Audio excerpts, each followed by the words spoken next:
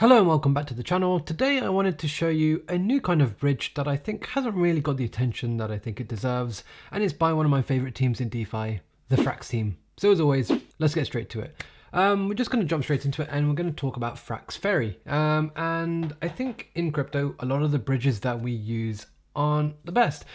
Bridges, time and time again, have shown to be one of the most vulnerable parts of DeFi, and I think one of the ways that we can improve this is using a system like Frax is using with Frax Ferry. Now, it does come with some caveats, and we're going to talk about that as well, but you can go to the docs and kind of read exactly how it's going to use. Essentially, what it is, it's a place that's run with some smart contracts that allows you to basically transfer tokens like Frax or FXS or Frax ETH from one chain to another. However, the difference here compared to some of the traditional bridges that we use in DeFi today is that this is a slower, simpler, but more secure method of bridging tokens. And as the docs say, the motivation behind this is basically to avoid, the hacks, the exploits, the bugs, the rugs, the things that we see in DeFi today. Yeah, that's pretty much what the motivation behind this was. The benefits are that the risk is capped by the token amounts within the bridge contract itself, and there's no risk of these infinite mint risks that we see often with some of these bridge hacks. There's slower transactions, which give more time for certain bad batches to be caught and stopped. There is this element of crew members, which, as far as I'm aware, are these bots that can basically help to pause the contract. So if there are any issues, they can be investigated. They talk about some of the risks here as well, which I think is always important to talk about. Feel free to read this as well. I'll leave a link in the description below.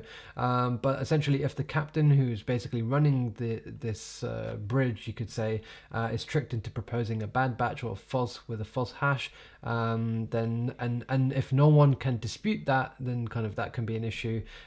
If some of the transactions are reorganized, and of course if there's any rollbacks of optimistic rollups like Arbitrum and Optimism, but this can be avoided by running a node, and centralization of course as well. I mean, some of this may not make sense, but essentially a user can take their Frax, they can basically deposit it within this contract. Eventually, after a period of time, the captain will depart, and this contract will basically, over time, send these assets over to another network, during which there will be a large amount of time anyway for certain disputes by some of the crew members who are on board.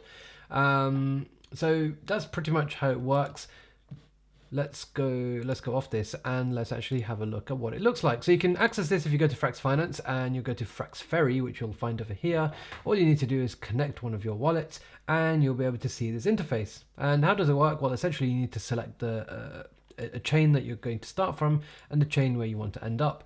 Now, thankfully, you can pretty much bridge to any of these chains, and this is fantastic in making Frax and Frax ETH and FXS a multi-chain asset, which is native, of course, because you can use this lovely interface directly here.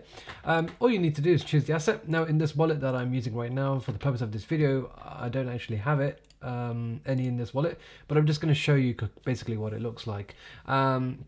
Let's say you had some Frax and you wanted to go from the Ethereum mainnet to Arbitrum, or even the other way around. Let's say you had your Frax on Arbitrum and you wanted to go back to mainnet. Again, all you would do is enter an amount that you want and click embark. Now, there is a fee with every single one of these transactions.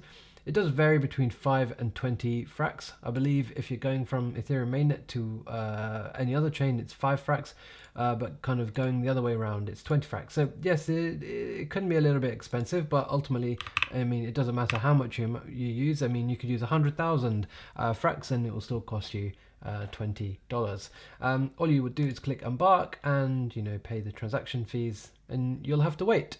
You can see that it says on the top here, awaiting passengers, and once there is a certain amount of time period has passed, this basically trip will begin and hopefully arrive after usually around a 24-hour period. You can see more details if you go to Frax Facts, and you can see some of the different bridges. I say bridges, some of the ferries that are about to leave and embark. So you can see this one is going from BSC to Ethereum. There's a total of 20,000 Frax that is being basically bridged over by one user, and you can basically see a lot of this information here. You can see that there's a few in transit at the moment as well. I think this is Frax ETH or Stake Frax ETH. Yeah, Frax ETH. So, you know, a fair amount going here, and you can see some of the recently completed ones, and you can see all the different transactions that have happened in the past, going from all kinds of chains that you can think of. And I think it's great to see, especially with some of the new chains, the ZK rollups, like a ZK Sync. It's great that we've got access to Fraxa, and for someone who wants to use some of these niche chains, which personally I'm probably not too interested in, but for some reason some people are, whether it's Aurora, Evmos, Boba, you know, it's great that you can actually move native assets, you know, from Ethereum directly there and back as well, of course. So really nice to see, and of course it's so easy to do. I was just having a look here. You can see there's actually been quite a lot of transactions in total. I think if you add all of these up, it adds up to over 2,000 Frax Ferry embarks or trips, essentially. And I guess over time, this will hopefully add to the revenue that the Frax protocol can make. But also, I think more important than that, I think it's just a really nice, cheap, easy way to securely send assets from one chain to another. And I think that's one of the big issues that we've had in DeFi at the moment, and you can do so. You could try this out yourself now with Frax Ferry. So that's all I wanted to cover today, just a really quick video covering what Frax Ferry is and how it works. Smash the like button, subscribe to the channel, and I'll be back with plenty more content, including Frax content, in the near future.